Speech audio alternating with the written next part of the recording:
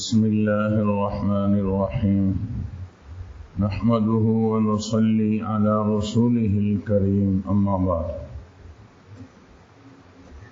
آج رمضان المبارک کا چونکہ آخری دن ہے تو جی چاہتا ہے کہ رمضان المبارک کے بعد زندگی کیسے گزاریں، اس عنوان سے چند باتیں عرض کرنی مقصود ہیں اور وہ عرض کی جائیں۔ سب سے پہلے تو آج کا دن بھی اس میں شامل کیا جائے اور آئندہ بھی، کہ اللہ رب العزت نے ہمیں رمضان المبارک میں جو اعمال صالحہ کی توفیق عطا فرمائی، اس پر ہمیں اللہ کا شکر ادا کرنا چاہیے۔ یہ جو کچھ ہوا اس میں ہمارا کوئی کمال نہیں، یہ میرے رب کا کرم ہے کہ اس نے ہمیں توفیق عطا فرمائی۔ ہم نے نماز پڑھی، ہمارا کمال نہیں، اللہ تعالیٰ کی شان کریمی کی برکت سے ہم نے نماز پڑھ لی، ہم نے روزہ رکھ لیے، ہم نے تلاوت کر لی، مسجد میں آنا جانا رہا، اللہ کے راستے میں اللہ تعالیٰ کی رضا کے لیے ہمیں کچھ خرچ کرنے کا موقع مل گیا۔ یہ ساری چیزیں جو کچھ بھی ہم سے ہوا اس میں ہمارا کوئی کمال نہیں، بلکہ اللہ رب العزت کا کرم اور اس کا احسان ہوا۔ اس پہ ہمیں زبان سے بھی کہنا چاہیے اللہم لک الحمد ولک الشکر، اللہم لک الحمد ولک الشکر۔ اور آج کسی موقع پر 2 رکعت نماز بھی پڑھ لینی چاہیے، صلاۃ الشکر، شکریہ کی نماز۔ اے اللہ تیرا شکر ہے، تو نے بہت کرم کیا، اللہ تو نے بہت احسان فرمایا کہ مجھے یہ نیک کام کرنے کی توفیق عطا فرمائی۔ لئن شکرتم لازیدنکم، تم اللہ کا شکر ادا کرو گے ہم تمہاری ان نعمتوں میں اضافہ کرتے چلے جائیں گے۔ تو امید رکھیے کہ اللہ پاک آئندہ بھی اس طرح کی نیکیوں کی ہمیں توفیق عطا فرمائیں گے۔ نمبر 2، دوسرا کام جو کرنے کا ہے وہ ہے استغفار۔ استغفر اللہ ربی من کل ذنب واتوب الیہ۔ اتنا اگر نہ آتا ہو تو صرف استغفر اللہ یہ پڑھیں، کم از کم 300 دفعہ تو پڑھ لینا چاہیے، اور 2 رکعت صلاۃ التوبہ بھی پڑھ لینی چاہیے۔ اچھا، یہ استغفار کیوں پڑھیں بھائی؟ ہم نے کوئی گناہ تھوڑی کیا ہے، رمضان کے روزے رکھے، تلاوت کی، دیگر اعمال صالحہ کا اہتمام ہوا، تو اس پر استغفار کیوں پڑھیں؟ تو یہ بات ذہن میں رہنی چاہیے کہ استغفار صرف گناہوں پر ہی نہیں کیا جاتا، بلکہ نیکی کر کے بھی استغفار کرنا چاہیے۔ امام الانبیاء صلی اللہ علیہ وسلم کی ہدایات کیا ہیں کہ جب نماز میں سلام پھیر لو تو 1 دفعہ کہو اللہ اکبر، اور 3 دفعہ کیا کہو؟ استغفر اللہ، استغفر اللہ، استغفر اللہ۔ حج جیسی عظیم عبادت کرنے کے بعد کیا کرنا ہے؟ استغفار کرنا ہے، اللہ کا ذکر کرنا ہے۔ تو یہ بات سامنے آ گئی کہ استغفار کا تعلق صرف گناہوں سے نہیں، بلکہ استغفار نیکی پر بھی کیا جاتا ہے۔ امام الانبیاء صلی اللہ علیہ وسلم فرماتے ہیں میں تو ایک مجلس میں 100 مرتبہ استغفار کر لیتا ہوں۔ اور ایک جگہ آپ نے ارشاد فرمایا طوبی لمن وجد فی صحیفته استغفارا کثیرا، مبارک ہو اس شخص کو جو قیامت میں اپنے نامہ اعمال میں کثرت کے ساتھ استغفار پائے۔ تو کثرت سے استغفار کرنا یہ ضروری ہے، اور انشاءاللہ کون ہے جو آدمی دنیا میں اللہ تعالیٰ کی شان کے مطابق نماز پڑھ سکے، اس کی شان کے مطابق، جیسے اس کی ہم سے ڈیمانڈ اور طلب ہے کہ روزہ ایسا ہونا چاہیے، نماز ایسی ہونی چاہیے، تو اس طرح تو ہم عبادت نہیں کر سکتے. بس ہم نے ایک شکل سی بنائی ٹوٹی پھوٹی، اس میں یقیناً کمزوریاں رہ گئی ہیں، تو ہمیں اس پہ استغفار کرنا چاہیے. آج کے دن میں بھی اس کا اہتمام ہو. میں نے عرض کیا کہ صلاۃ التوبہ بھی پڑھنی چاہیے. خاص طور سے جو اعتکاف میں ساتھی بیٹھے ہوئے ہیں انہیں صلاۃ التوبہ کا بہت اہتمام کرنا چاہیے کہ پورے 10 دن مسجد کے اپنے آداب، ان کا تقدس وہ ایک الگ متاثر ہوا، اور اس کے بعد پھر ساتھی آپس میں بھی کوتاہیاں ہو جاتی ہیں. ہماری وجہ سے کسی کی دل آزاری ہوئی، کسی کو اذیت پہنچی، اس سے بھی معافی مانگنے کی ضرورت ہے. تو اس لیے استغفار کا سبھی کو اہتمام کرنا چاہیے. نمبر 3، یہ جو نیکیاں ہو گئی ہیں، اللہ پاک نے اپنے کرم سے جو نیک اعمال ہم سے کروائے ہیں، اب آئندہ ان کی حفاظت کرنی ہے کہ یہ اعمال ضائع نہ ہوں. سو اس کا طریقہ یہ ہے کہ ہم گناہوں سے بچیں. روزے کا مقصد بھی یہی ہے، لعلکم تتقون، تاکہ تم اپنے اندر تقوی پیدا کرو. اور میں نے عرض کیا کہ تقوی تو زیادہ نفل پڑھنے کا نام نہیں ہے، تقوی تو نام ہے اس چیز کا کہ آدمی گناہوں سے بچے. اچھا، گناہوں کے اندر خاص طور سے 2 گناہ، آنکھوں کا، زبان کا، یہ بہت ہی نقصان دہ ہے، اور یعنی ایک فتنہ ہے یہ نگاہیں اور یہ زبان. اس کا ذرہ بھی اگر ہم نے تھوڑا سا لچک دکھا دی اور اہتمام نہ کیا ان کی حفاظت کا، تو بے شمار گناہ زبان سے اور بے شمار گناہ نگاہوں سے ہو جاتے ہیں. یہ مرکزی گیٹ ہے باطنی گناہوں کو پیدا کرنے کے لیے. جو کچھ آنکھ دیکھتی ہے اس کا اثر دماغ دل پہ جا کر پڑتا ہے، جو کچھ کان سنتے ہیں اس کا اثر جا کر دل پہ پڑتا ہے، جو کچھ زبان بولتی ہے اس کا اثر جا کر دل پہ پڑتا ہے، یہاں تک کہ انسان کا دل متاثر ہونا شروع ہو جاتا ہے. جب یہ خراب ہوا تو سارا نظام ہی درم برم ہو جاتا ہے. آپ صلی اللہ علیہ وسلم نے فرمایا، الا ان فی الجسد مضغہ اذا صلحت صلح الجسد کلہ واذا فسدت فسد الجسد کلہ الا وہی القلب. خبردار، جسم میں ایک گوشت کا لوتھڑا ہے، جب یہ صحیح تو سب صحیح، یہ خراب تو سب خراب، وہ ہے دل. تو یہ جن راستوں سے انسان کا دل غلط اثر لیتا ہے، انہی راستوں سے اچھا اثر بھی لیتا ہے، اور انہی راستوں سے اگر غلط استعمال ہو تو برا اثر بھی ہوگا. تو نگاہوں کی حفاظت، زبان کی حفاظت، یہ ساری زندگی اس کا اہتمام کرنا ہوگا. کانوں کی حفاظت، اور خاص طور سے موبائل کا غلط استعمال نہیں کرنا. اس میں کوئی شک نہیں کہ میں سمجھتا ہوں کہ اللہ تعالیٰ کی نعمتوں میں سے بہت بڑی نعمت موبائل ہے، کہ بہت سارے ہمارے کام جس پہ پہلے کئی دن صرف ہو جاتے تھے وہ ابھی چٹکیوں میں ہو جاتے ہیں.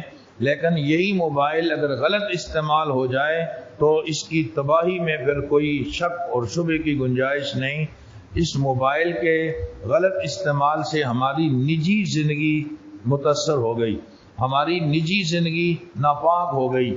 اس موبائل کے غلط استعمال کی نوست کی وجہ سے ہمارے سجدے کا سرور ختم ہو گیا، ہماری دعاؤں کی حلاوت ختم ہو گئی، ہماری تلاوت کی مٹھاس ختم ہو گئی، نگاہیں ہماری پاکیزہ نہ رہیں، اور ہمارا دل و دماغ پاکیزہ نہ رہا.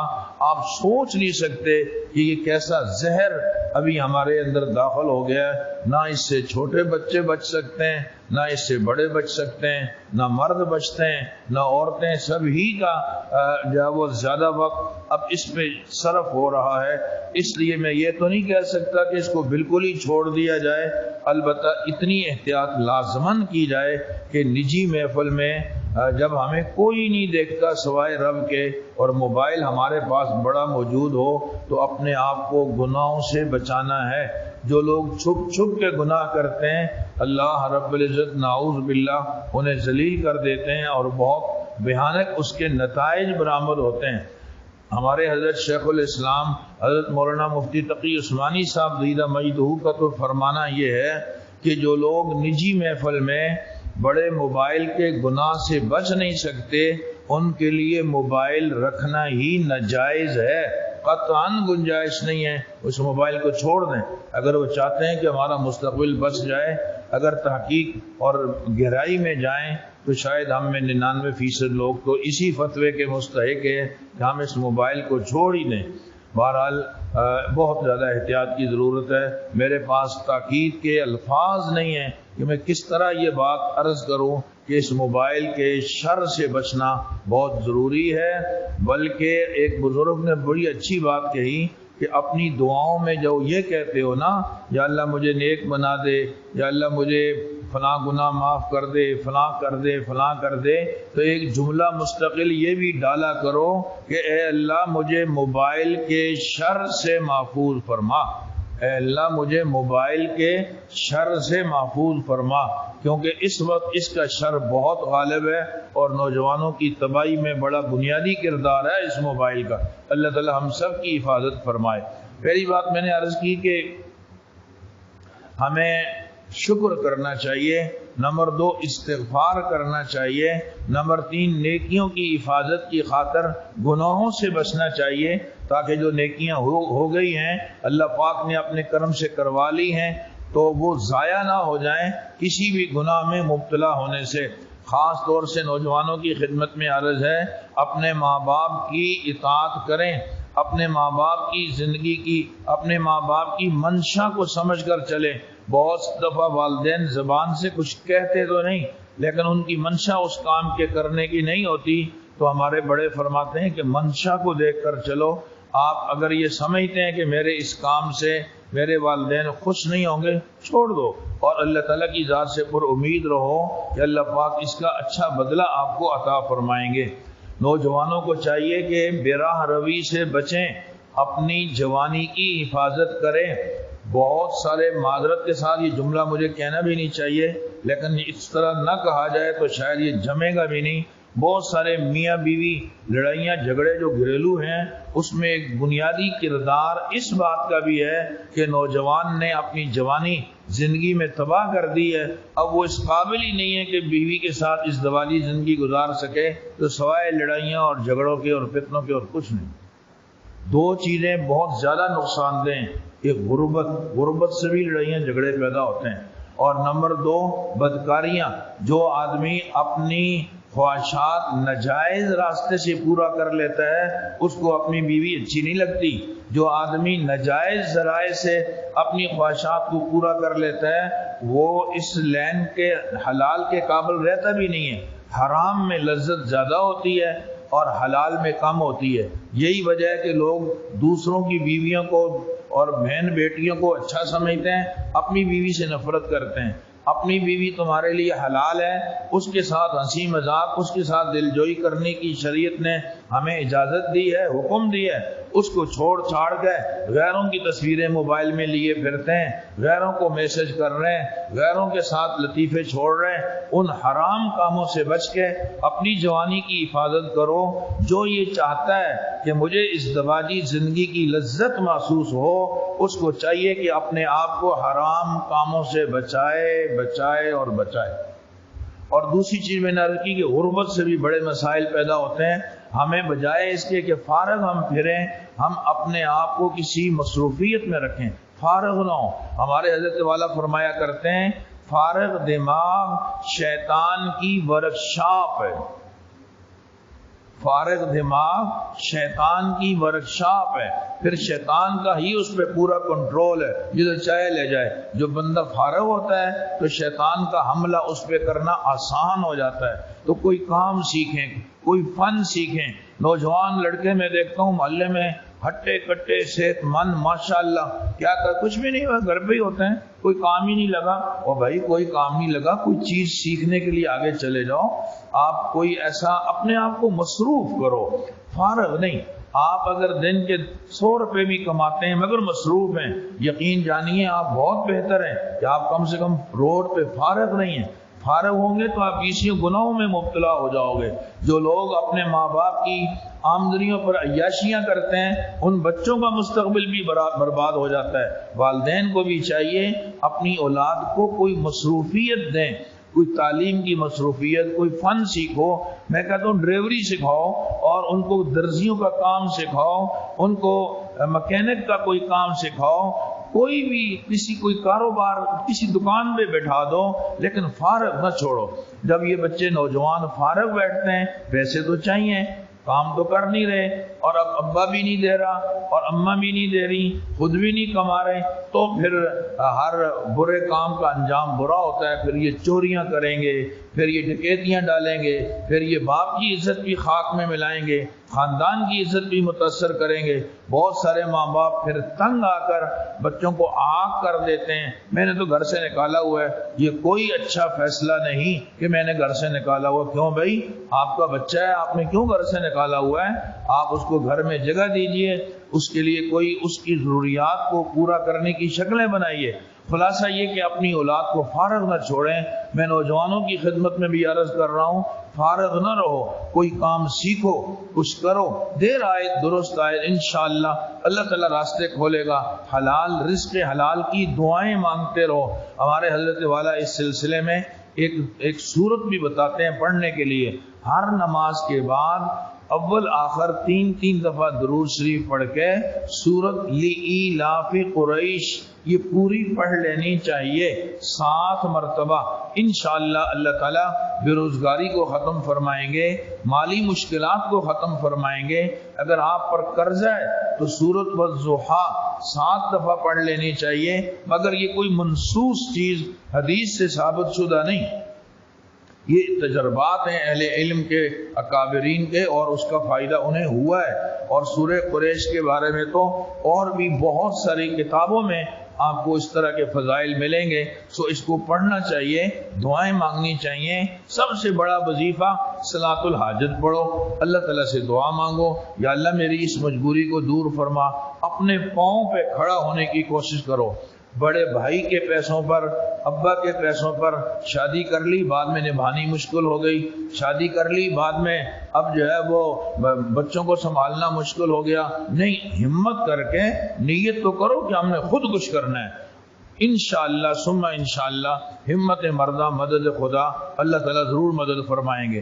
بہرحال گناہوں سے اپنے آپ کو بچانا ہے۔ نوجوانوں کو میں نے چند چیزوں کی طرف متوجہ کیا کہ اپنے آپ کو گناہوں سے بچاؤ۔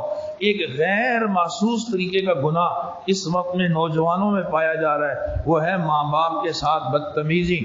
بڑے آرام سے اس طرح کی لب و لہجہ استعمال کرتے ہیں اور اس طرح بدتمیزی سے بولتے ہیں کہ وہ باپ ہے، واقعی خراج تحسین ہے کہ اس میں قوت برداشت ہے، وہ چپ ہو جاتا ہے۔ ورنہ اگر آپ ہوتے نا اس کی جگہ پہ اور آپ کی جگہ وہ ہوتا تو شاید اتنی قوت برداشت آپ میں نہ ہوتی۔ کبھی بھی ایسا جملہ زبان سے نہ نکالو جس سے آپ کے بڑوں کی دل آزاری ہو، ان کو دکھ ہو، انہیں تکلیف ہو، وہ اپنے بڑھاپے کی وجہ سے کچھ کہہ بھی نہ سکیں، ایسا منظر نہ ہو۔ فلا تقل لهما اف، ہمیں تو حکم ہے اتنا بھی نہ کہو اوہو ابا آپ نے یہ کیا کر دیا، اف ہو آپ نے یہ کیا کیا، یہ جملہ بھی اچھا نہیں لگتا۔ کما تو دین تو دان، جیسا کرو گے ایسا بھرو گے۔ آج ہم اپنے ماں باپ کو ستائیں گے، کل ہمارے بچے جو آنے والے ہوں گے وہ ہمارے ساتھ بھی ایسے ہی کریں گے۔ تو اس لیے میں نے عرض کیا کہ تیسری چیز جو بہت ضروری ہے وہ ہے گناہوں سے بچنا تاکہ ہماری نیکیاں محفوظ رہیں۔ نمبر 4، چوتھا کام یہ کرنا ہے کہ یہ جو رمضان شریف میں ہم تلاوت کرتے رہے، اس سلسلے کو ختم نہیں کرنا۔